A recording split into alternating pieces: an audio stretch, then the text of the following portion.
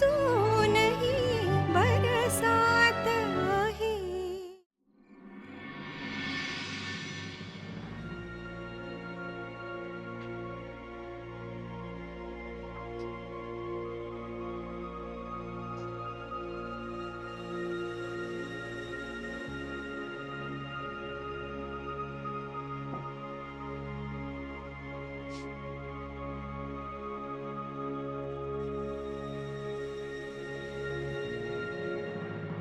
ही?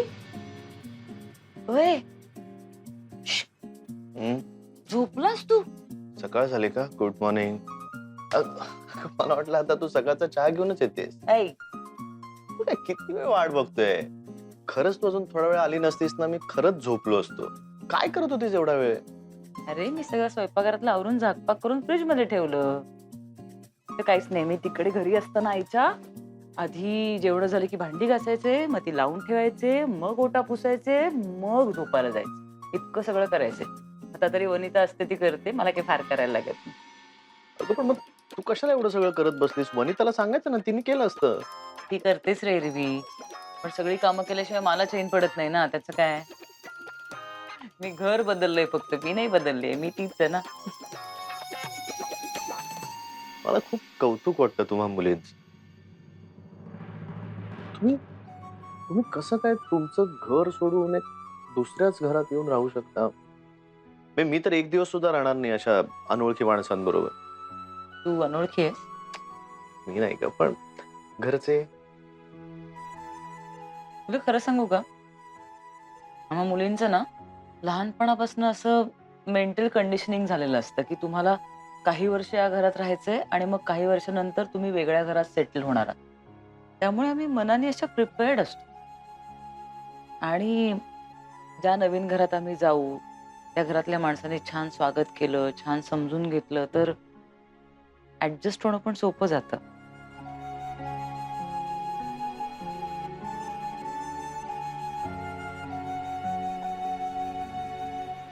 मीरा, मधुरा तुझ्याशी खूप विचित्र वागते ना. मी तिच्या वतीने तुला सॉरी म्हणतो. I am sorry. आधी त्यांचं पण काही चूक नाही रे. अचानक 2-2 नवीन बायका राहायला आल्यात घरात. कसं असतं ना, कुठलीही 2 माणसं बोलत असली एकमेकांशी, की तिसऱ्याला वाटतं की आपल्याबद्दल बोलतात. तसं होत असणार त्यांचं. आणि मी आणि मनू घरात एकत्र असलो ना, की सतत बडबडत असतो. मग त्यांना थोडं लेफ्ट आउट वाटत असेल. पण होईल सगळं नीट. काही दिवस गेले की त्यांच्या मनातले आमच्याविषयीचे गैरसमज दूर होतील, मला खात्री आहे. हसतोयस काय? मीरा, तुझ्यात काहीतरी जादू आहे. अगं तू डॉक्टर साहेबांना बदललंस. अरे! मला आज वाटलं होतं, की मधुराताईंनी तक्रार केली म्हटल्यावर बाबा आपल्याला बोलणार. पण वेगळंच काहीतरी झालं. त्याने तर विषयच बदलला. मूडच बदलला सगळा. अगं बाबा आमच्याशी, स्पेशली माझ्याशी इतके फ्रेंडली आजपर्यंत कधीच वागले नव्हते. मग इतके कसे काय बदलले काय माहित? कदाचित आपण हॉस्पिटल जॉइन केल्यामुळे असेल काय? May be. हम्म. सगळ्यांना काहीतरी बदल हवा असतो रे. आता बघ, मनूचं बाळ येईल ना घरात, सगळं वातावरण बदलून जाईल. सगळं छान होईल. माझ्या आणि मधुराताईंमधले जे कॉन्फ्लिक्ट्स आहेत ना, ते सुद्धा सॉर्ट आउट होतील. काळजी करू नको. सगळे मिळून छान राहू. मस्त मेमरीज तयार करू. डोंट वरी.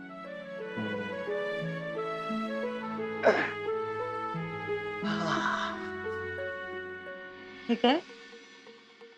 आज रात्रभर मी असंच तुझ्या मांडीवर डोकं ठेवून झोपणार आहे आणि आपण छान गप्पा मारणार आहोत. हे? हा, मग मग तू मला थोपटायचं आणि मी असं झोपून जायचं. ही आज आपण आठवण नवीन क्रिएट करूया ना. हो का? हम्म, म्हणजे तू रात्रभर झोपणार हम्म. आणि मी रात्रभर बसून राहणार ही. म्हणजे आधी रात्रभर माझ्या मांडीवर डोकं ठेवून झोपला होता, म्हणून मी रात्रभर बसून राहिले आणि म्हणून दुसरा अख्खा दिवस माझी पाठ दुखत होती, ही मेमरी. नाही नाही, ठीक आहे, तू पहाटे कधीतरी झोपलीस तरी चालेल ना. हो का? असं का? चालेल. अरे let's create new happy memories ना. येस. आपल्या सगळ्यांसाठी. सगळं खूप छान होणार आहे. डोंट वरी.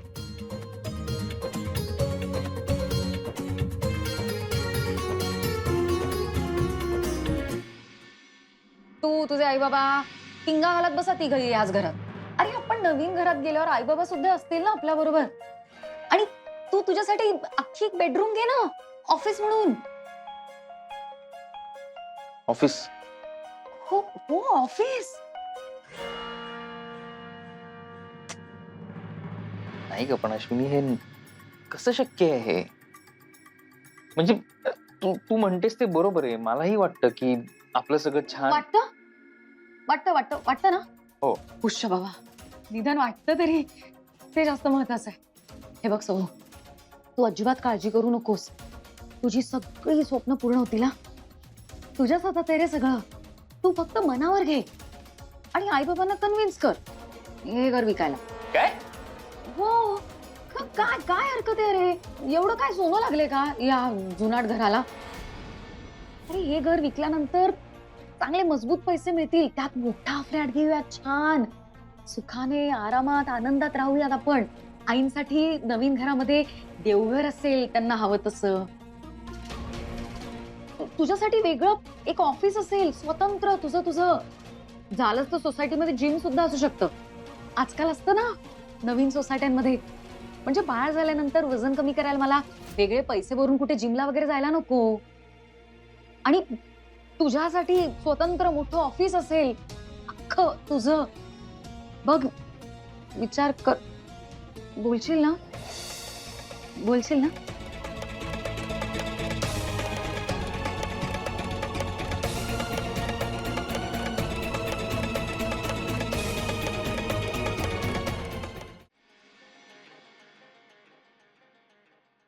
सगळे ड्रेसेस घरी पाठवा आधी. नाही जरा फिनिशिंग बाकी आहे. एक्झिबिशनला ठेवायचे आहेत ना. आपलं कलेक्शन चांगलं दिसलं पाहिजे. हो चालेल आजच पाठवा.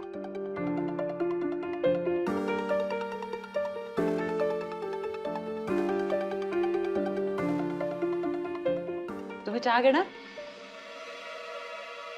मी घेतलंय. अजून एक?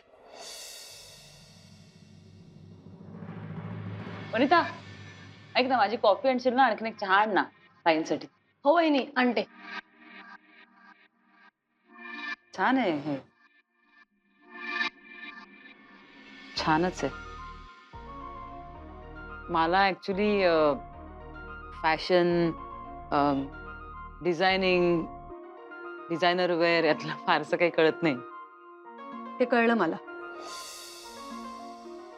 हो ना.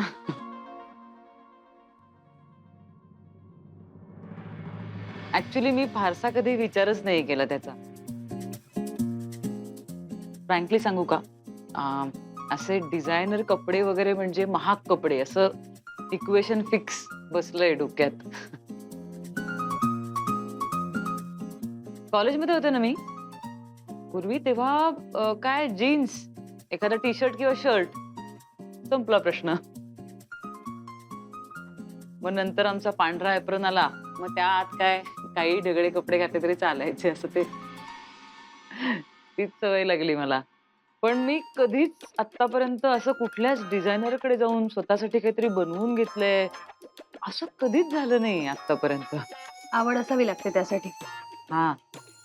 आधीला बघ ना किती व्यवस्थित राहतो. हो.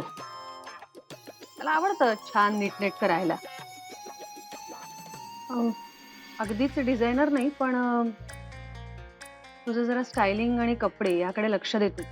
हो हो, नाही द्यायला पाहिजे खरं तर. हो बरोबर आहे तुमचं. आणि ऍक्सेसरीज पण चांगल्या वापर. हा म्हणजे हे सगळं ना. करायला पाहिजे ऍक्च्युली. हो. फार काही नाही पण समोरच्याचा दृष्टिकोन बदलतो आपल्याकडे बघण्याचा. अगदीच महाग नसलं तरी चालेल पण नीटनेटकं चांगलं असू दे. हो खरंय, दृष्टिकोन बदलतोच. मला करायला हवं. मी करेन नक्की आता बदल करेन. पण मी काय, मी स्वतः गेले तर परत मी माझ्या आवडीने म्हणजे असलंच काहीतरी घेऊन येणार. तुम्ही कराल का मला म्हणजे तुम्हाला वेळ असेल कधी, जमलं तुम्हाला कधी, तर तुम्ही मला कराल का मदत ह्या सगळ्यासाठी? बघू. थँक्यू. तुम्ही जर खरंच माझ्यासाठी असं काही डिझाईन वगैरे केलत ना, तर माझ्यासाठी फार प्रेस्टिजियस असेल ते. मैत्रिणी तर वेड्याच होतील माझ्या. ताई. हां.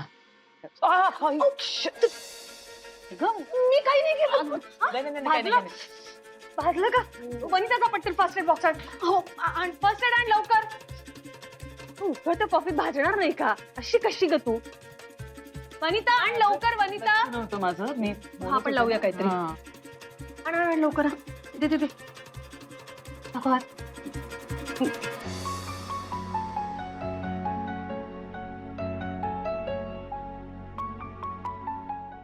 लावता येईल का? हां. मी लावते. लाव. हळू.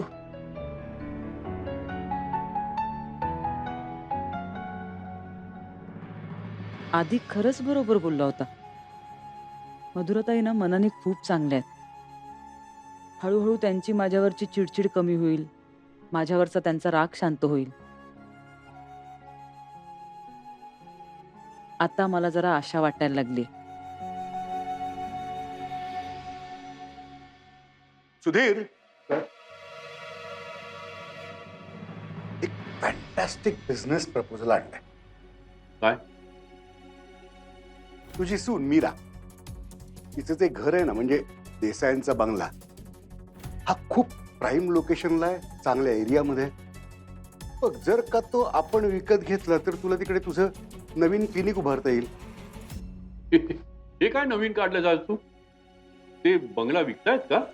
नाही, मला नाही वाटत असं. नाही नाही, मी माहिती काढली बऱ्यापैकी. काय आहे, मीराचे वडील आहेत ते पेन्शनर आहेत. तिचा तो एक कोण भाऊ आहे, तो काहीतरी शेअर मार्केटमध्ये गटांगळ्याच खातोय. त्यामुळे घरामध्ये बरं कमवणारी अशी एकटी मीरा होती. ती तर आता त्या घरात राहत नाहीये. थोडक्यात त्यांच्याकडे फारसा पैसा नाही. तेव्हा जर का त्यांना आपण पटवून दिलं की तो बंगला विकण्यामध्ये त्यांचा खूप फायदा आहे, ते बंगला विकतील ना आपल्याला. नाही, मला नाही असं वाटत. काय आहे, ते अगदी मिडल क्लास मेंटॅलिटीचे लोक आहे. म्हणजे त्या बंगल्याची कितीही वाईट अवस्था झाली ना, तरी ते सेंटिमेंटली इतके अटॅच असतील ना, ते बंगला सोडणार नाही. इमोशनल फूल्स. तू सोड त्यांचं नाव. ट्राय तर करून बघू. आता काय आपण त्या क्लिनिकला मीराज नर्सिंग होम असं नाव देऊया. इतका प्रॅक्टिकल विचार नाही करणार आहे ते. त्यांना नाही कमवायचे पैसे वगैरे. ठीक आहे, मग विचारत बसूया नको. बंगला हडपूया आपण. म्हणजे आपण त्यांच्यावरती अशी परिस्थिती आणायची की तो बंगला विकण्याशिवाय पैसे मिळवण्याकरता त्यांच्याकडे दुसरा कुठला पर्यायच नसेल. मग विकतील ना ते त्यांचं घर. कोणाचं घर?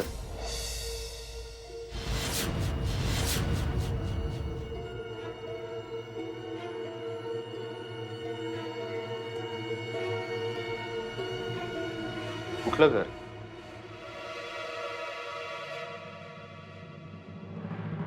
काय नाही, माझे एक रिलेटिव्ह आहेत, त्यांच्या घराबद्दल बोलतोय आम्ही. हो. असो, मी बाबांशी बोलायला आलो होतो. हो. बाबा, तुम्ही माझ्यासाठी काही निरोप पाठवला होता का? मी? हो हो. अरे, आपल्या हॉस्पिटलमध्ये एक अत्यंत कॉम्प्लिकेटेड केस आली आहे. ती जरा तुझ्याबरोबर डिस्कस करायची होती. मी आपण एक काम करूया, आपण वॉर्डमध्ये जाऊन बोलूया का? तो पेशंट पण तिकडेच आहे. हं? आलो. होय. का?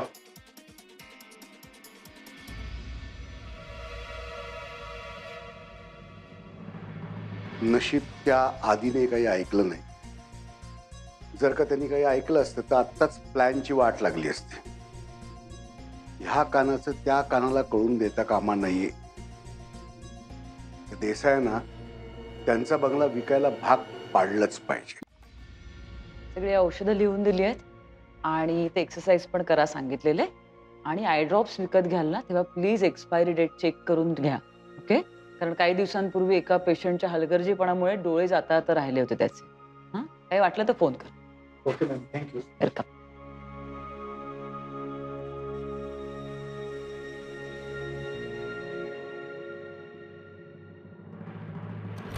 कॉंग्रॅच्युलेशन्स मीरा.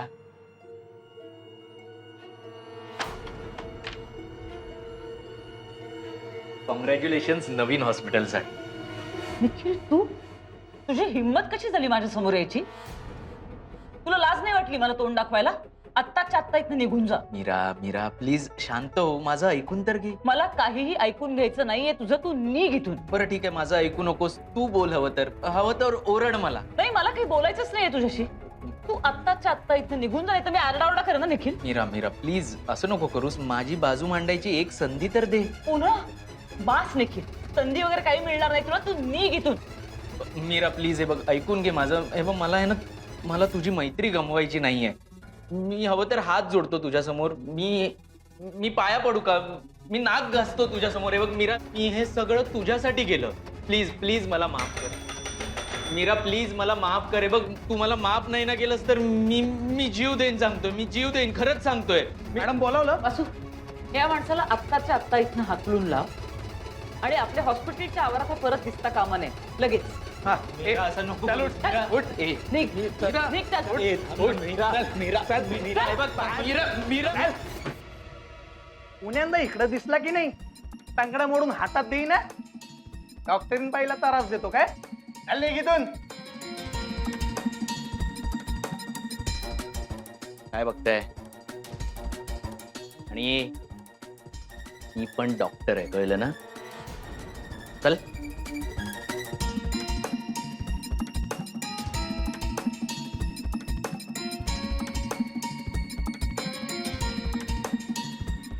मीरा, मी तुला मिळवण्यासाठी खूप प्रयत्न केले,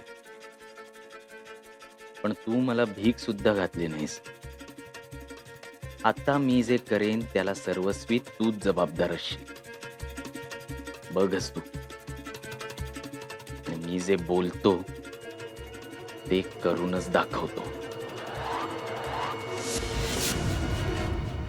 का निखिल असं वागायला लागलाय? शहाणा मुलगा होता तो, किंवा असा माझा समज तरी होता. शे, जीव देण्याची धमकी देऊन गेलाय आता. आधीला सांगायला पाहिजे. निखिल इथे येऊन गेला हे त्याला माहित असायला पाहिजे.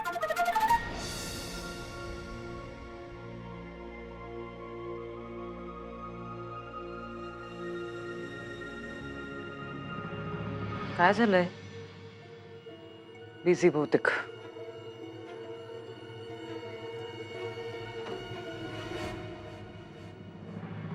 एकदम मूर्ख आहेस का?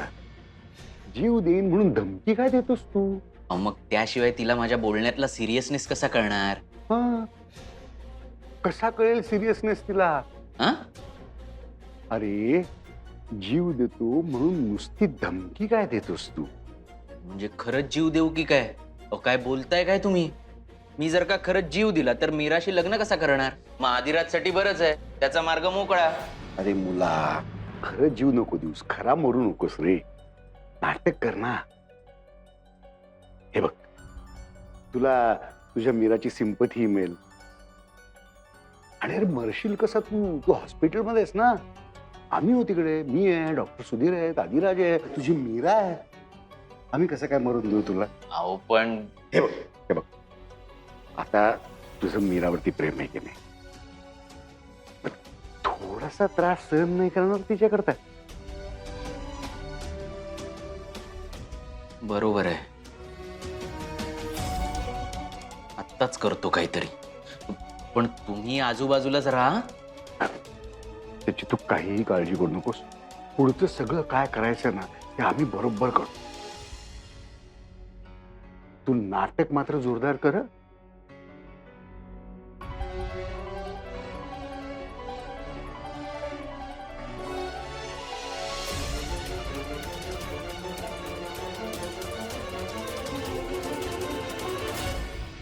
मला ना तर भीती वाटते. निखिल सध्या सटकलाय, काहीही करतोय. त्यानं खरंच जीवाचं बरं वाईट करून घेतलं तर?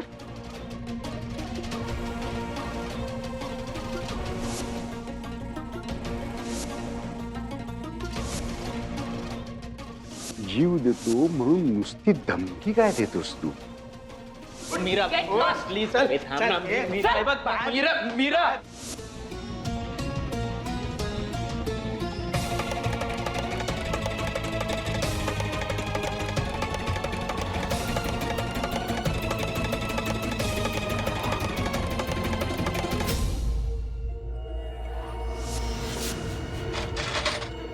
काय करतोय?